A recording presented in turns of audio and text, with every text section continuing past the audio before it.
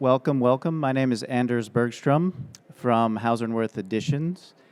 As a IFPDA board member, I'd like to welcome you all today to this talk.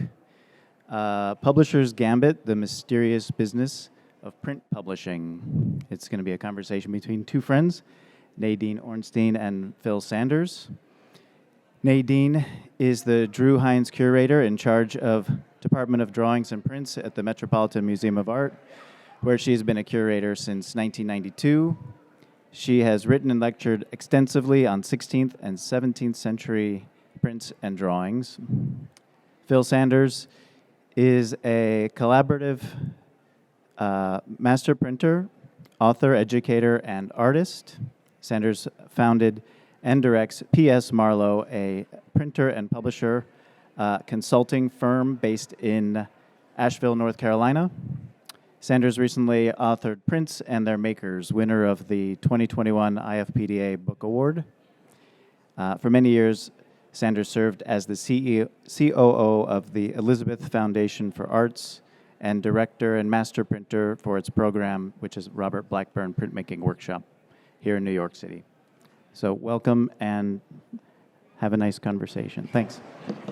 Thank you. Thank you. My voice is a little bit going, so I'm going to try to speak a little bit more into this microphone. So let me know if you can't hear me. And thank you for coming. Sounds sexy. Oh, yes. Do what we can here to entertain. So Nadine and I often, I would say, get asked very similar questions about publishing and what print publishing is and how it works, but from very different perspectives. And so for us, the purpose of this talk is to help people understand not just the history of print publishing, but how it works today and how the past has informed what we do. And so for us, we would love to hear from you and your questions as we get to the end of this portion too, because we know that sometimes it can be a confusing and sort of vexing thing to understand. It can seem opaque. So to start off, in order for a print to come into the world, there are 3 hats that need to be worn. The first hat is that of the artist or the author, and that's the person who comes up with the idea, it has the general focus, and it will be the person who signs that work. And this print has always been one of my favorite prints because I feel like if you've tried to do prints before yourself, John Sloan printed this print himself. This was his depiction of the experience of printmaking, the difficulty of it to master that process. So the artist is the first hat that needs to be worn. The second hat is that of the printer. And that's the person who commits the ink to plate, which is transferred to paper. It can be a purely technical role. It can also be a highly collaborative role. And here you'll see Bob Blackburn, who is one of the earliest examples of a fine collaborative master printer in the modern sense, and working with Romare Bearden at the printmaking workshop. And then the third hat that has to be worn is that of a publisher. So the role of the publisher is the person who pays for it, who commits to complete the project, who's also responsible for marketing the work and ultimately selling that work. So these are the 3 hats that have to be worn in order for a print to make it into the world.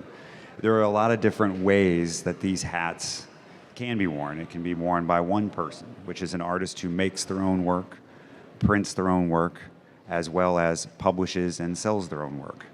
There's that option where you have what's referred to as a printer publisher. So it's a person who prints and publishes and works in collaboration with an artist. And then there are straight publishers who contract printers and contract artists to work together. And you start to see different models and different types of ways of working together that have evolved over the years, but it all really starts back in your period of time, your neck of the woods. Yes. Oh, sorry. So, my specialty is obviously Old Master prints, and I wrote my dissertation on a 17th century Dutch print publisher and what print publishers did in the 17th century. And when I started giving talks about this a very long time ago, contemporary publishers came up to me and said, like nothing has changed since the 17th century. It still works exactly the same way. So here I have a picture of Hieronymus Koch, who was like the great 16th century Flemish or Netherlandish printmaker. You actually see him in this print in his shop. It's called Aux Quatre Vents. It was the leading publisher of prints, not only in the Netherlands, but he circulated prints all around Europe. You see him standing out there in front of his shop, and actually his wife, Diericx, is standing in the back in front of behind a counter with lots of shelves of things behind him. And he worked with, he really clearly had, there were a lot of printmakers, print publishers in Antwerp where he was working at the time, but his goal was very clearly work with the best artists, match them up with the ideal printmaker, and make prints. And you can see from his shop, he doesn't look like he's got a printing press or anything in there. I think a lot of that was done off-site, but it's very clear that when he gets a good match, Bruegel and somebody else, they do lots and lots of prints together, and he had a great ambition. So he wanted to do prints after Italian art, and did lots and he does like huge prints, a huge series of prints, and he really was kind of the model for everyone who came after that. Yeah. What is that? So these are some of the other publishers who, or this is one of the other publishers who was there working at the same time nearby, Bartholomeus de Mumper. Hieronymus Koch is famous, for print people. We know a lot about him. Here's someone we don't know anything about. We know about his, I think it's his son, became a famous painter, Joost de Mumper, but we know very little about Bartholomeus de Mumper, and he only made, very large prints in this period, space of 2 years, around 1559, 1560, and then we don't see anything by him after that. So here is a kind of a very different kind of publisher. This is Hendrik Goltzius. We did a big exhibition about Goltzius at the Met and the Rijksmuseum a number of years ago. He was clearly aware of what had come before him, Hieronymus Koch and others in Antwerp, but he had a very different mentality about what he was going to do. He was going to make a publishing business based around his own work.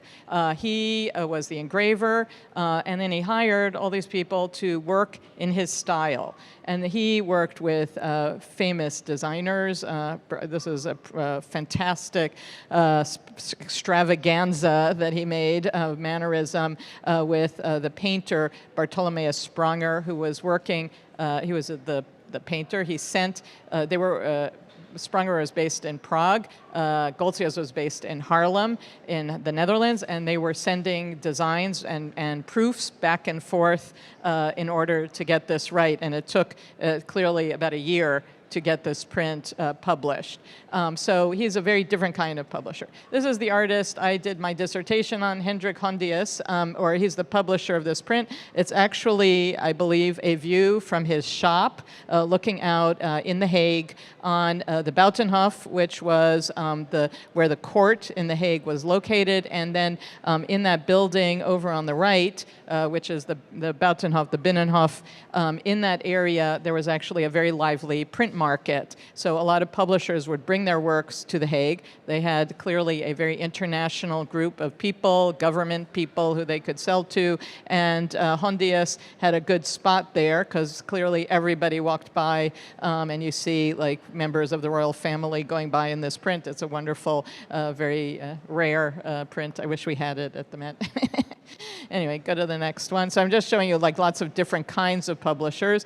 This is a contemporary of Hendrik Hondius. His name is Klaas-Jans Visser. He, actually this print is dedicated to Hondius. So there were lots of connections and ties between all of these people at the time, and there was a lot of collaboration when they would ship things to, let's say, the Frankfurt Book Fair, which was a big place where they sold their prints.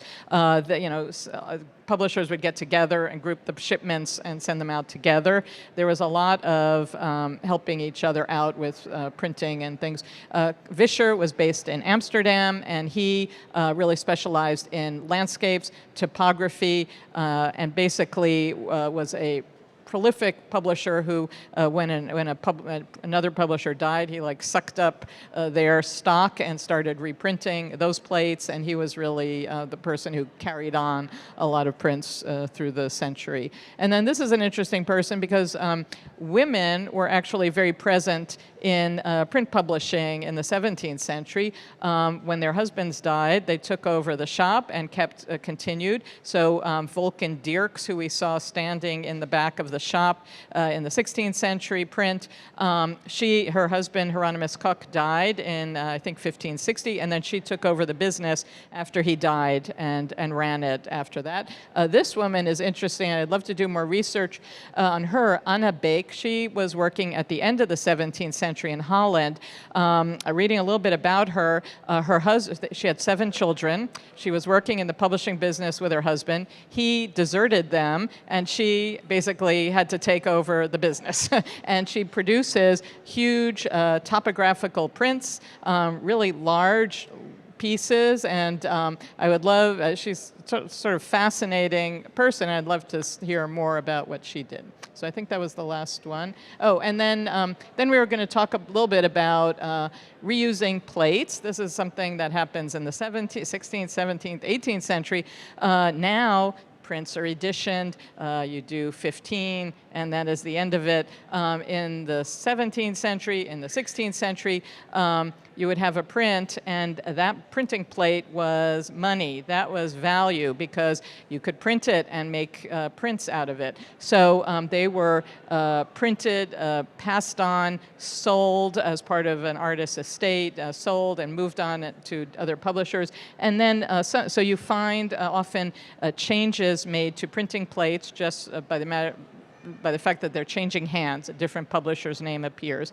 But this is different because you also have changes in what's acceptable at the time. So this print was done during the iconoclasm, which is when the Protestants were destroying everything that was, sort of seemed like an icon, a Catholic icon. And so in the early states of this print, hard to see on this from where my angle on the top, you have the image of God, and then in the second state of the print, he's been taken out of all of the prints in the series and replaced by, oh God, I can't remember what's that called, the Yahweh, the letters instead of showing the actual figure of God. So there are a lot of instances of new king comes in, they take out the head of the old king on the print, they put the new king in.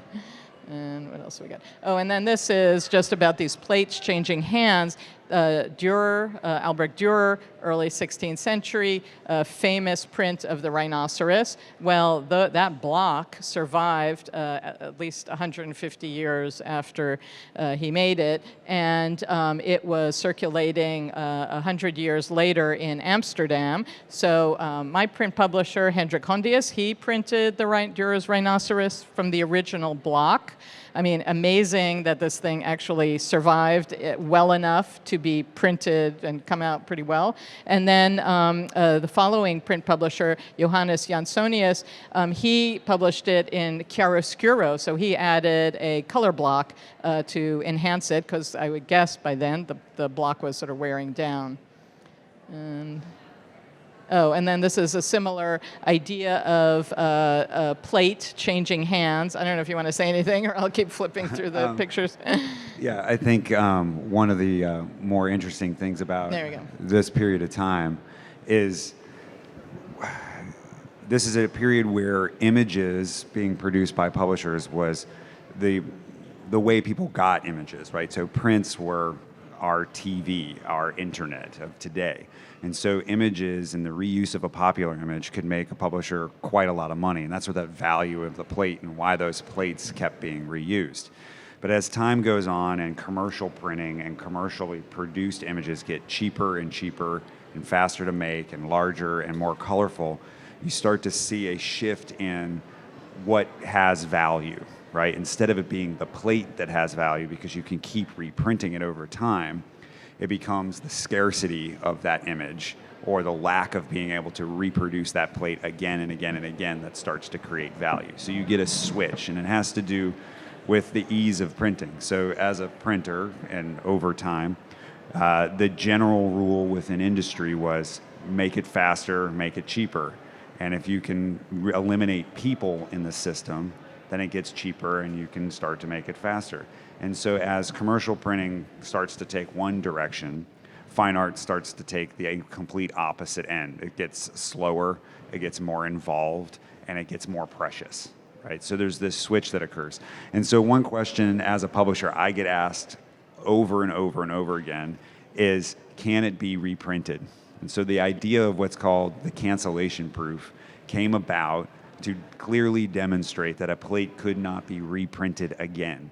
And I've always loved Cy Twombly's version of Notes, the entire series. There's an edition of them, and there's a second edition of the canceled plates. Because it was his comment on the somewhat absurdity of that scarcity argument, right? And so, but it's a question that we get asked a lot is like, how do you know that someone won't reprint it again? In modern terms, most of the prints that artists are making are so extremely complicated, no one would print them again. It's just not necessarily worth it or even possible. And so we get kind of spoiled on one level when you walk through a fair like this because our work is now being made for different reasons. It's not the same information dissemination.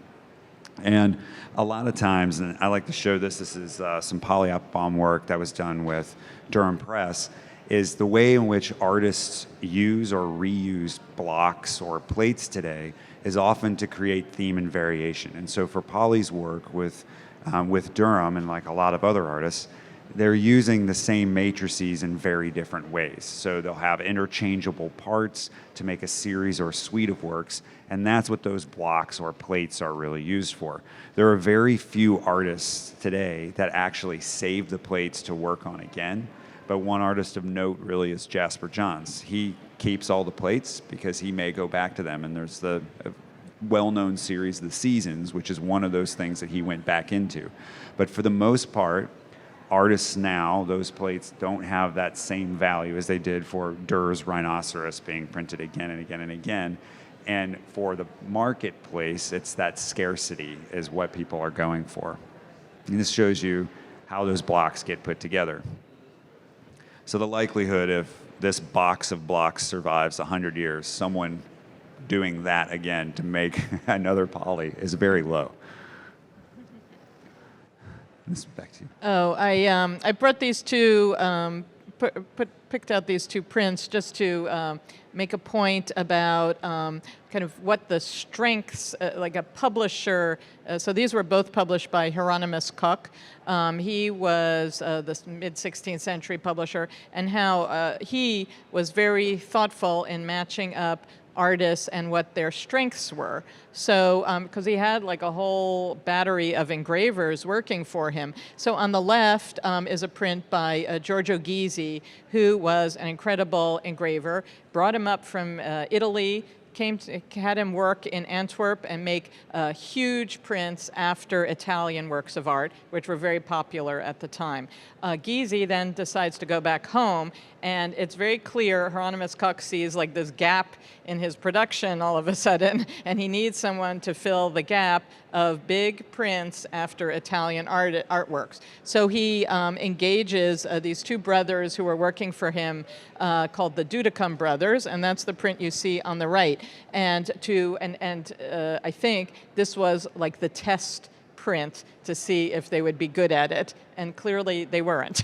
But it's interesting for that. And I said in the earlier panel that I was on, I said, I'm a Scorpio and I love mysteries. And it's like you get to look at these prints and you have to be a detective and sort of tease out like what is it about this print, because in a lot of prints, a lot of artwork, you think, oh, I can't say that this is a bad artwork, but there are problems with it. It's not a successful print. They did their best, but this was not the thing that was their strength. It doesn't reproduce the painting it's after very well, and it's an etching, which is not the best medium for making very deep, dark, powerful, strong images.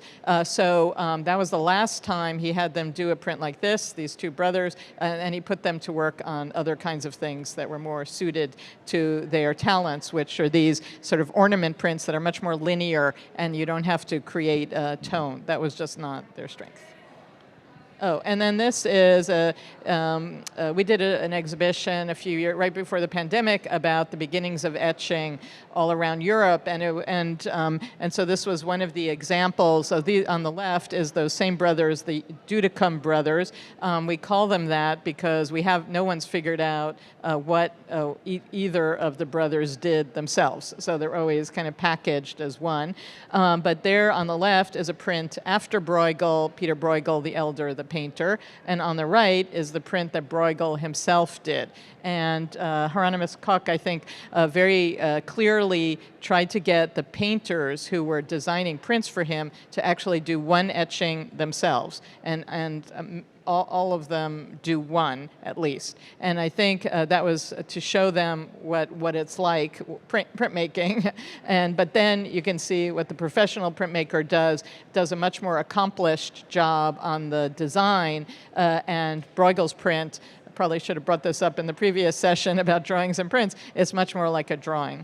So I don't know what else I pulled. I think that's where our images end, and it's a really great bookend to. So one of the big parts that Hieronymus Koch contributed was that division of labor, and trying to help pair artists with printers, and there was an education aspect. So it was not saying that everyone engaged in print has to be able to operate to the most high level of mastery from a technical perspective. And so this is where you start to see that shift where the artist's mastery and then working with a master craftsperson, when you pair them together, you can get something that's better than either one would make on their own.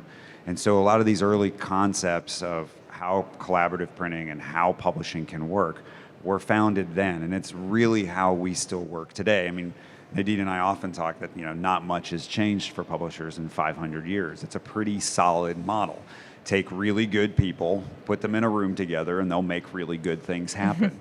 And if you're willing to fund it, you're willing to take the time, your job as a publisher is a management job. And I think Hieronymus Koch was one of those early people who saw that, and why he was so successful as a publisher is he didn't get in the way of it. And as an artist himself, he could have easily gotten in the way of it, like many of his contemporaries did. Yeah, I think he was a good manager. He's a good manager. Yeah, and then as you go through the print fair, you see certain artists who tend to work with a certain publisher and printers, and who clearly that publisher gets what they want to do, and then you see other people working with other publishers. So there's an interesting, sort of a parallel.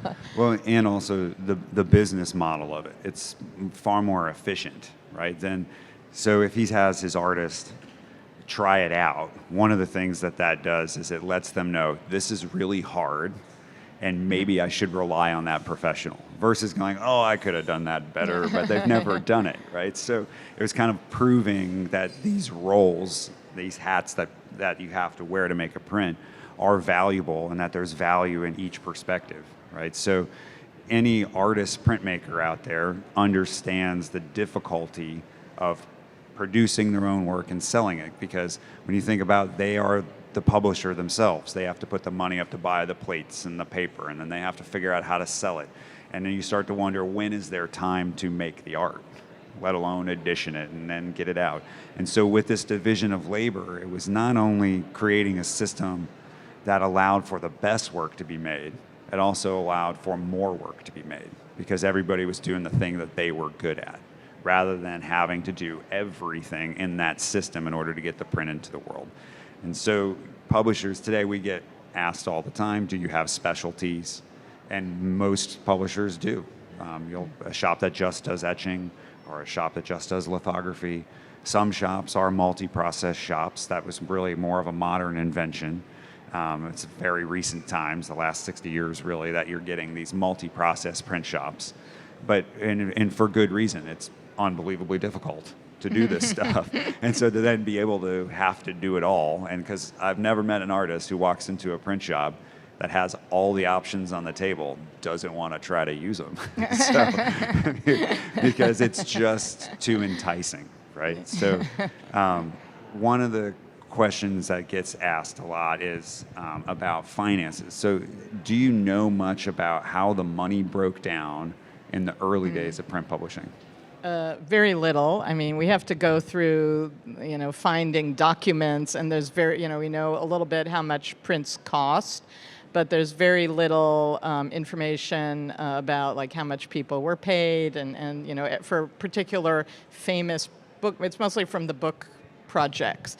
Book publishers were much more organized than the print publishers, and they really kept very good records. The Plantin family in Antwerp has still incredible archives about how much Rubens got paid to make a little design for a book illustration and things like that. But for a lot of printmakers, there's really not much information surviving. It's sort of, a luck if you find things. Right, and a little bit about ownership has changed, but not too much. I mean, in contemporary publishing, there is a sharing of copyright, and it's a question that we get asked a lot as publishers, like who owns the work? The work is always the artist's, but the artist is sharing some of the copyright with their publisher to allow the publisher to promote it and to sell it. But it's not, the image is always still the artist's, where, when you think of Durr's time, the images Very were the different. publishers, right? So there's been a big shift in that particular regard, but there is a sharing of that copyright. So as a publisher, your job is to pay for the production and pay for the marketing and promotion and sale of that work. We get asked a lot of times how the finances work, and there are a few ways, but for the most part, it parallels the book world, which has been a long-running part of the process, which is the money that a publisher outlays to produce the project is recuperated first, and then everybody gets paid thereafter, right? Because the thing that's different, and I like to point out, especially in a context like this, from a gallery who's going to show the work of an artist, the artist is paid to produce their work in their studio. They pay for their paint, they pay for their canvas, they get it to the gallery, it goes on a wall, and then there's a split from the sale. But the gallery's commitment to the production of that work is not the same as a publisher's. A publisher pays for the paper, brings the artists out, pays for the production, pays for the overhead of the studio. So there's a lot of money that's put into the front end, which should help everyone understand the amount of faith that's required a publisher has in that artist, that there will be some hope to at least break even. And the artist has to have faith in their publisher that they have a chance of ever getting paid too, because they won't get that recuperated. So, for me, as a publisher, when I look back at how all of this got started, there's a great kind of roadmap that's been laid out that we have not really changed that much. Are there things that you see in contemporary publishing that are dramatically different? No, I mean, I always love hearing how you talk about your business, because it gives me so much insight into what must have been going on, and we just don't know in early periods, because it really is. I think it was a little looser. I don't know that they had contracts in the same way and all of this thought out. There were lots of different situations about who was the instigator of the print, how did you do this and that, but clearly so many things are very similar. I think the main difference is that the idea of the artist making the print was very different back then. Sometimes the artist contributed a design, but there wasn't this idea, I don't think, of that is a Jasper Johns print. There was clearly a lot of people producing this thing, and it was sort of conceived of differently, or there were different kinds of prints, I guess maybe that's the thing. And there were a lot of prints of just by people who were producing them themselves.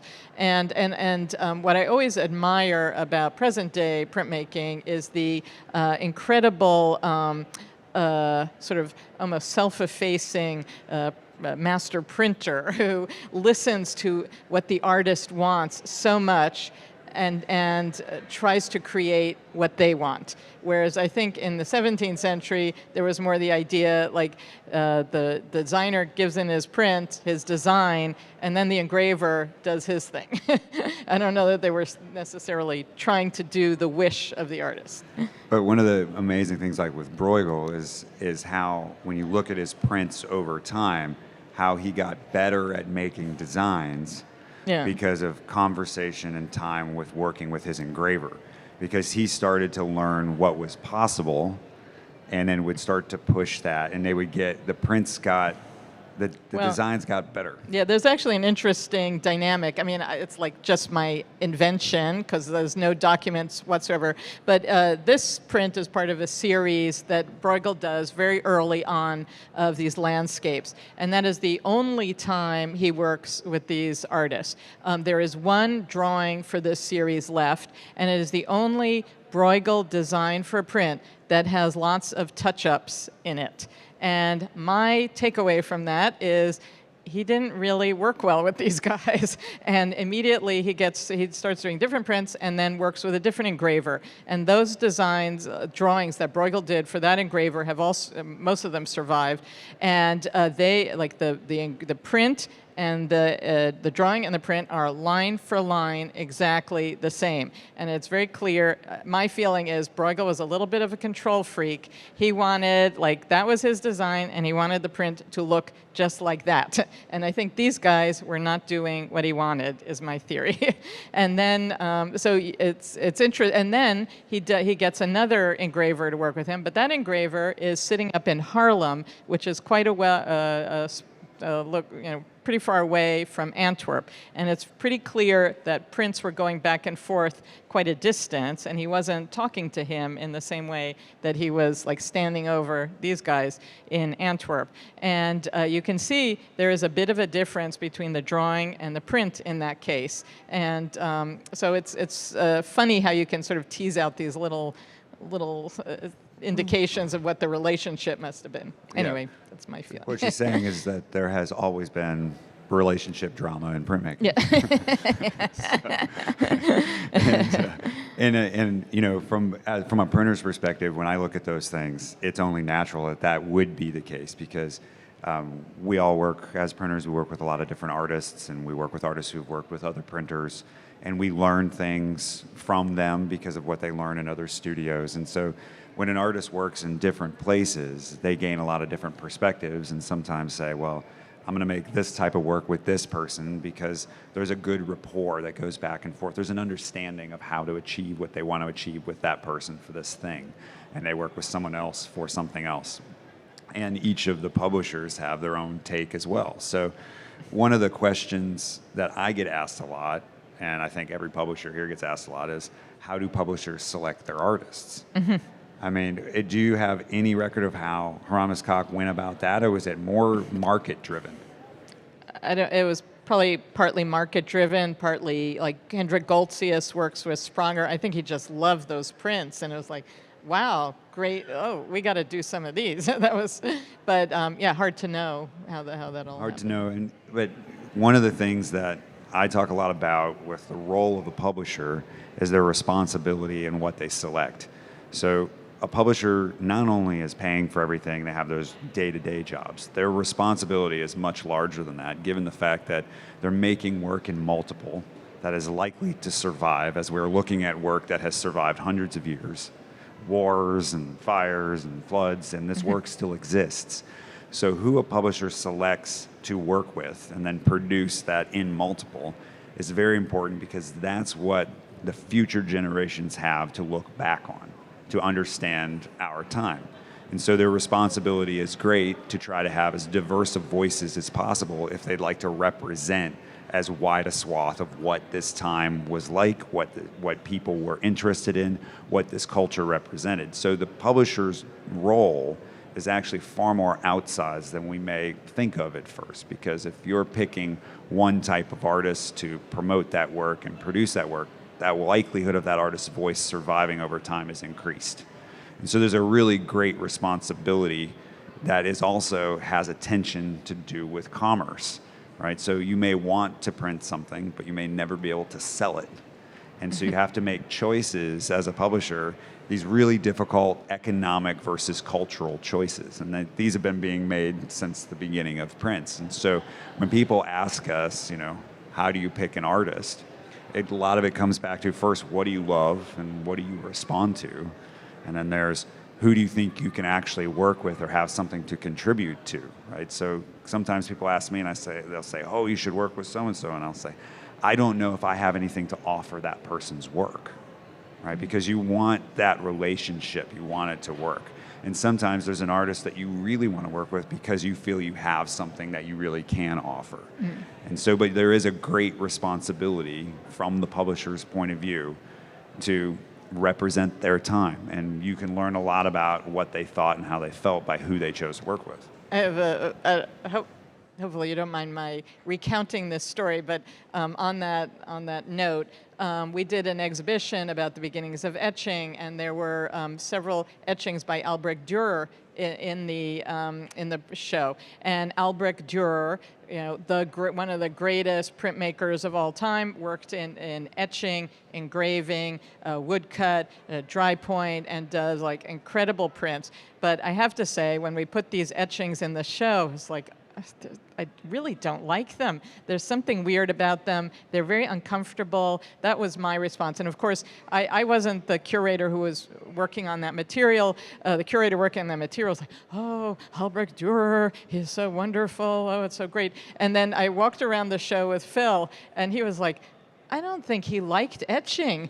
If I were advising him, I would tell him to try a different technique. And I thought, yes, exactly. I saw that. I think Dürer hates etching. But then it also gives insight into like what you do. You guide these artists into like what works for them, what doesn't. He obviously didn't have someone guiding him. Right. In those particular prints, you can. One of our jobs as printers is to pay attention to what our artists need and when something's working for them and when it's not, right? Because we're trying to help them get the best work possible. And there are things that happen where lines don't look quite right, that have a skip or a tension, or there's something uncomfortable about them that doesn't have the fluidity that artist's normal mark would have. And our job is to help fix that problem. And when I saw those, I was like, wow, there's almost like an anger on the later proofs where he was just like, I drew this mark and it didn't show up the way I wanted it to. Like you could see the frustration in it. And I think, for publishers and printers, our job is to, look at that and take that step back and say, we want our artists to be successful. So we have to help them when they need it. But we also have to trust our artists to have that time to learn, right? So sometimes you need to make a bad print, or you need to make a lot of bad proofs to get to the place where everyone can see where it needs to go. But yeah, that was really funny. I remember I felt a little bit weird, but I was like, you know what? I think this is a terrible print. And I'm a huge Dürer fan. But it's a lesson for people who work on earlier material who can't talk to the artist anymore, and that artists learn as they're doing, and they're not everything they do is a genius, and that it's you have to think about that. When you look at art. But I'll also state that it's important that it existed, because the fact that those Dürer etchings exist, and he only made those few and he never went back to it, tells us a lot about him, because he wanted specific results. He wanted a certain outcome. Yeah. And when he's working in a process that doesn't give it to him, he's either going to push through and make it work, or he's going to abandon it, because his work matters, that it's right, that it's what he needs. And I think it's that respect for the work that the artist has that we can clearly see through those working documents that carries through and why we respond to that work over time. And so when you think of contemporary work, one of the things I always say to people who I'm talking about buying a print or why did an artist do this, everything that exists on the print has been a decision to exist on the print because you can change it. If it's this mark sticking off over here in this one spot, it can be removed, it can be moved, it can be black, it could be pink, it could go back to a red. All of the placement, all of the marks are there because the artist was able to decide to. And it wasn't deciding in a vacuum. It was, I can see all of the proofs together. And so when you look at printed work, you're looking at work that went through a lot of hands. It took a lot of people and a lot of love to make it happen. And everything that's there is there for a reason. And then you can start to say, how do I respond to this as a work of art? Because all those decisions were made. And it's why me as a cheerleader of printmaking always says, prints are the most considered works that artists generally make. And if you really want something that they believe in, buy a print. Good advertisement for the print fair. Gotta plug it. Maybe we should ask for questions. There's a microphone, and over there. She's a print publisher. Hi, that was a fantastic talk, but I'm just curious for your comments or thoughts, that sort of tripartite collaboration. And I just sort of feel in more contemporary times the printer has become the ghost. They're often not acknowledged. The publisher is acknowledged, the artist is acknowledged, but the printer is a ghost. And I know internationally, and when I've been very fortunate to visit many, many places, and I've spoken to many printers. Some of their contracts with the publisher is totally confidential. They're not allowed to tell anyone who they're printing, and they're anonymous. But in the early prints, that wasn't such the case, was it? So where did that change? When did that change? That's recent. That's really recent, yeah. I would say a lot of that change occurred due to egos and marketing, right? So the two biggest brands to help sell something is the artist's signature and their name and the person paying for it, right? So you'll see a lot of, galleries has the name of the principal is the gallery name. It's not a different thing, right? So there's a lot of effort that goes into creating the trust in the market to help get the work out there. Whereas printers, some of us come and go from different workshops, and we all have different specialties.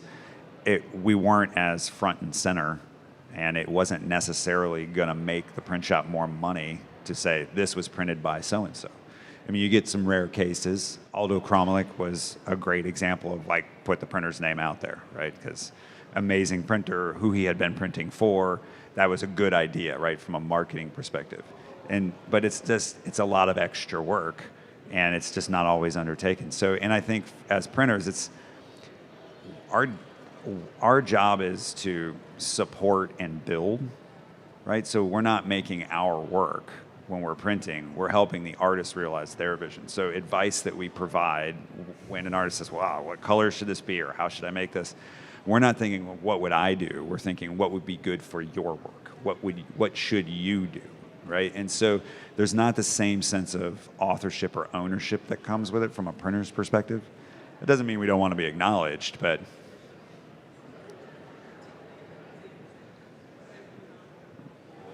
right. So what she's saying, she believes there should be a public acknowledgement, which I do agree. And you're starting to see that happen where you'll get names on cards on museum walls of who the publishers were, as well as every printer involved. I'm a personal fan of that as well. I mean, my book, Prints and Their Makers, has every printer involved listed. It had even more information, and at one point they asked me if I wanted images or if I wanted captions. And so, but I made sure all the people were involved, right? Because it is important. And historically, when you go back and you look who worked with who, you can see the benefit of a person, that printer involved. So I agree with you. It should be more known. It's something that this community can push for and ask to just make sure that they get that information or those people are credited. I'm sure the printers would be happy about it.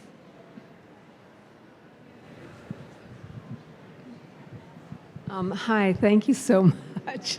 This is a great talk, and I could ask like a million questions actually, but following up on this, I think that having really thorough print documentation, in our case it's papermaking documentation, but still, it does, we always say who is the lead collaborator?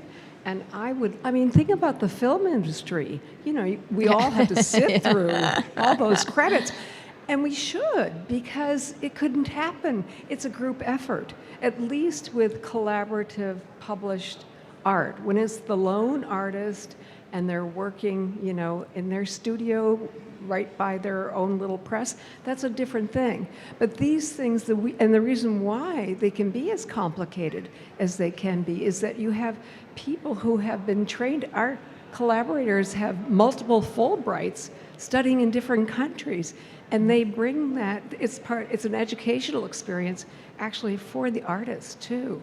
And so, you know, there's the chemistry, that's a whole other psychological thing in a way, but there really is the education and the training, and it's a gift. And the artists, think I can speak for some of the artists, really understand that and appreciate it. Mm-hmm. And I mean, just to piggyback on that a little bit, I think it's also important to state when the artist printed it. And so there was a print that I still want to talk to you about that I saw yesterday at the Met. It's the Helen Frankenthaler, and it's stated that Helen printed it. And so I want to know about that. But it's nice to know that too. So, we're firm believers in that information is good to have. Transparency is good to maintain because we all benefit from that. We all learn more. So I'm an advocate of telling a fuller story. I'm on the commercial side of the question, so I'm going to go with pricing. I'm really confused. I recently went up to a gallery called Cahan, and they were involved with Chagall's and all these, and then I saw this wonderful Toulouse-Lautrec, but it was in the printing process where they didn't have writing on it yet, so they said that was an early print, and this is the price, and it's $18.95, and the provenance is, well, I bought it in Paris. And so I said, well, is there anything more? So my question to you is partially that, and Helen Frankenthaler I saw like at a Doyle auction. I'm like, oh my God, it's a Helen Frankenthaler. It's only priced $4,000 to $7,000 starting. I'm so confused on pricing of printing and how to research it, and also when things is like a first print, but it was an enormous print, so they said it's, very special, and this price is incredibly good. So could you speak to that a little bit about pricing at all? Thank you so much. Do you want to start that one, or do you want me to Well, take it? I think you could do a whole session on that. I think,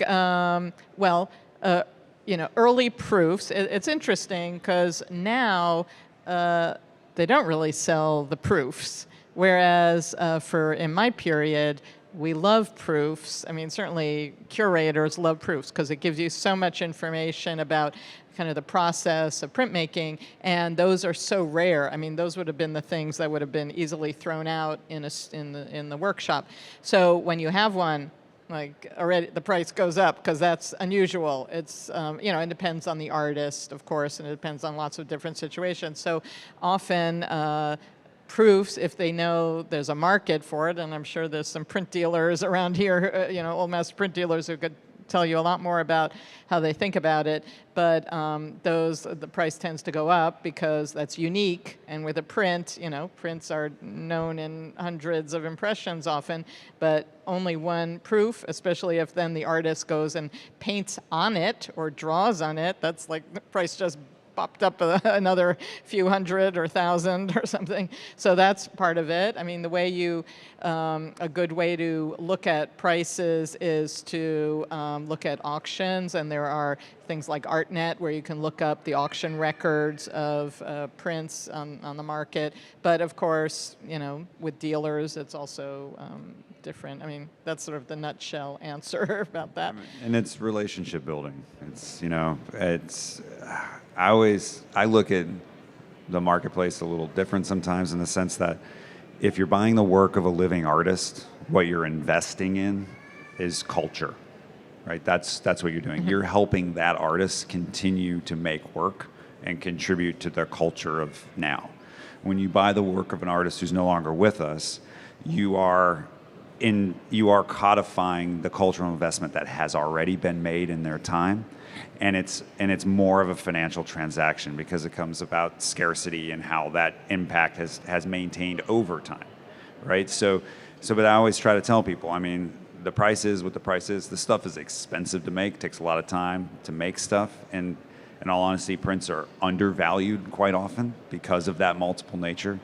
But it's really, you always just go back to, prints of today, you're investing in culture. You're investing in that artist's vision because you believe where they will go is important and you want to help make sure they get there. So when, an artist is paid for their work, it allows them to keep making work, right? So it's one of the ways that the collector base has to support an artist is to buy whether they love it or not. You buy because you want to see where they'll go.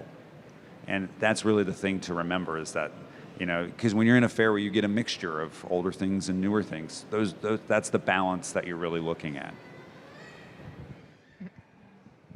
Thank you. I went to the subject of the printer also, and what specifically cued it for me was the side Twombly, and it said at the bottom, printed by Don Stewart. And Don was he was trained as a printmaker and artist. He has his own work in museums, but then went to work for ULA and evidently some other things. But many printers are paid in prints. They're not actually paid in cash. I think Crown Point Press also had that model where there were printers' proofs, and that's what they got, and that was their nest egg. At any rate, I happen to know that Don Stewart ended up unemployed at a certain point and was very poor, and then he died impoverished and without any descendants, and so his relatives, he was from his hometown was Des Moines, where I was a curator, and the family came to our museum with all of his tools and all of his personal papers and even his unemployment book. Oh my God. And it's kind of all ended up with me, and I'm feeling, okay, there an archive, is there something that's not, the Gemini archives or the ULA archives at a museum, but something that's really going to focus on the printers who also made all this possible. So I'm sitting on some material that I would like to know where it might go in the future. Interesting question. I don't know the answer because I think we're experiencing right now a lot of archives of things coming to the surface. I think during the pandemic, people passed away, people were cleaning up their garages, whatever, and I think many curators and librarians are encountering exactly this. I would say what it brings up is the issue of blocks and plates and tools, which are treated very differently in different institutions around the world. So there are certain museums that have a big collection of old printing plates and blocks, but they call them tools, and they're not accessioned artworks. They are in another corner of their storage, and they're not really paid attention to. In our department, each one has a number. They are part of the artwork, the art collection, and we think of them very differently. We think of them as part of the artwork, and so that it's like people don't even know what to do with this material. Yeah, I mean, I'll just touch on the payment aspect because we get asked about printers' proofs and artist proofs and all the other designated proofs that exist. Traditionally, printers' proofs were gifts to the printer from the artist for a job well done. And in more modern times, they became a form of compensation.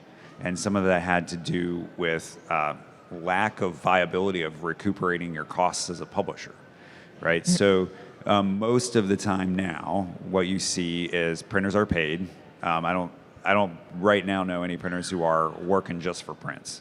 That's not a sustainable business model, not anything I would advocate.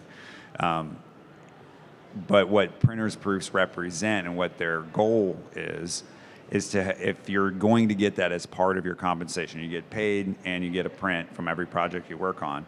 The goal is to help incentivize everyone to make a work that's saleable, right? To make a good work of art, because if the edition sells out, traditionally that's when a printer can sell their proof, is after the edition is sold, right? So you want everyone invested in making the best work possible. So some publishers have used the printer's proof as an incentive tool, and some have abused that tool.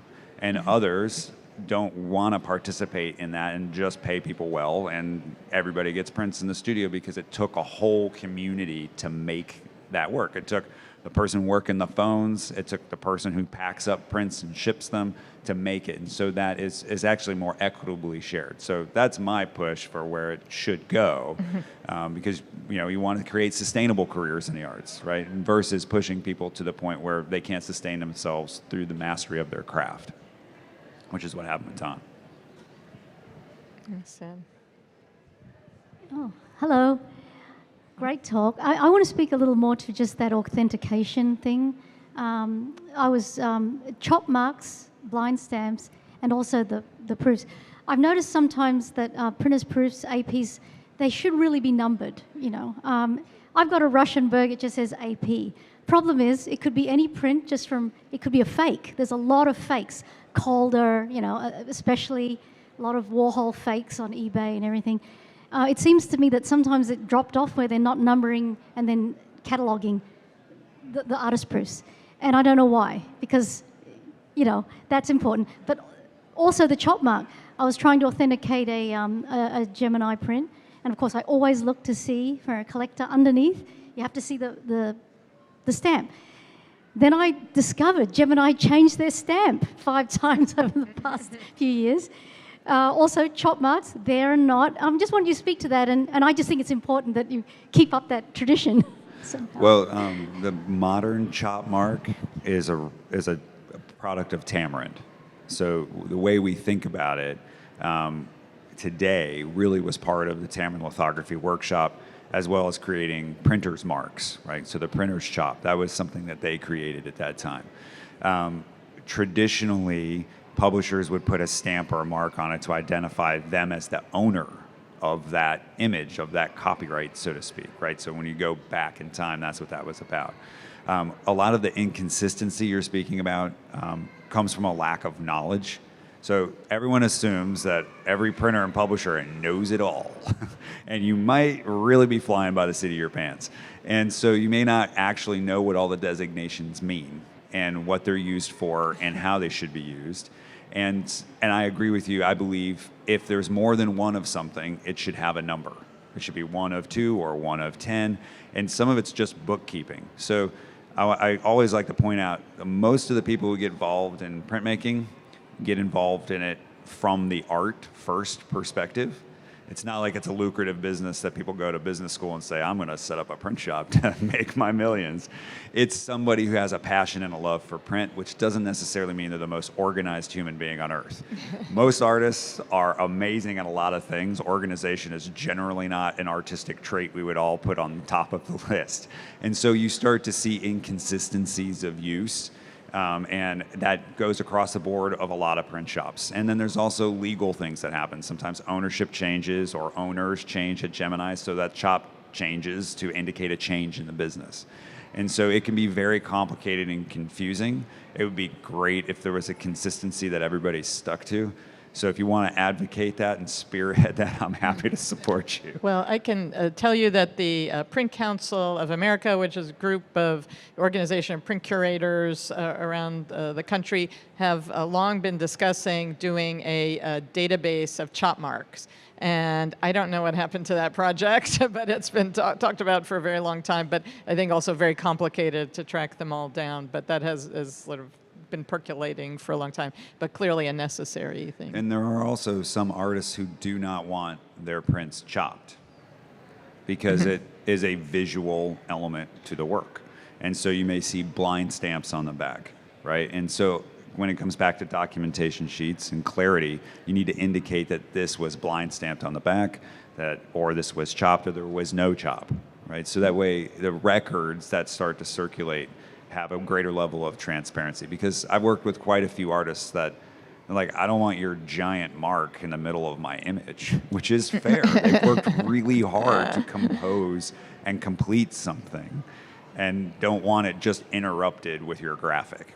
So I have a great deal of respect for the artist's desire first. So there's a lot of work that I've produced over the years that does not have chops on it. Yeah, I have to say, what's always, I think, to old master people funny to us is that the numbering of the edition has nothing to do with when the print was pulled in the order of when it was pulled. And I really think it should say, like, this was the first one, this was the second one, this was the third one. And I can tell you a lot of that happens is we don't keep them in the order in the studio. So when someone says to me, is number one number one? I was like, I don't know, because it's number 35. Who knows? It was the first one in the stack when the artist signed it. Yeah. That much I can tell you. That's why it's number one. And it has to do with, we're working. That's why there's not a lot of proofs that last. It's because we're involved in an endeavor to help the artist as quickly as we can, right? Because we don't generally have a lot of time with the artist in our studios. They have other obligations and other pools. And so our job is to get the work that we're working towards. It's not necessarily to take pictures and take extra notes. We take production notes, like how did I mix this color and how do I need to apply this ink to this plate in this way? That's because it's a practical concern, right? So it would be wonderful if we all had the ability to have one person who just stands there and takes pictures and takes notes and save things from going in a trash can, or because we're like cleaning up, because we have to store all this stuff, but we're also trying to make more work, right? So, and I know from a scholarly perspective, I get asked this all the time, well, will you pull a progressive of this? And I was like, it's a 22 color lithograph. Like, that's an extra 60 sheets of paper. I was like, I don't have, it's like 3 weeks worth of work. The only artist I've worked with who consistently pulls states and progressives is Jasper Johns. And it can take you almost as long to pull all of that work as it does to edition the actual work. Right, but he's very vested in having that record, and because there's a high enough sale point for that, you, as a publisher, you can do that, right? But for a print that's going to sell for $1,500 or $2,000 or $3,000, you're not necessarily going to take an extra 3 weeks to produce all that work, right? Because it's just economics. But so we know that we're not helping the future curators out at all, but we're trying to eat. But for future detectives, it is a good thing. I think we're over time now. All right. Okay. All right. Well, thank you you. very much. Thanks for coming.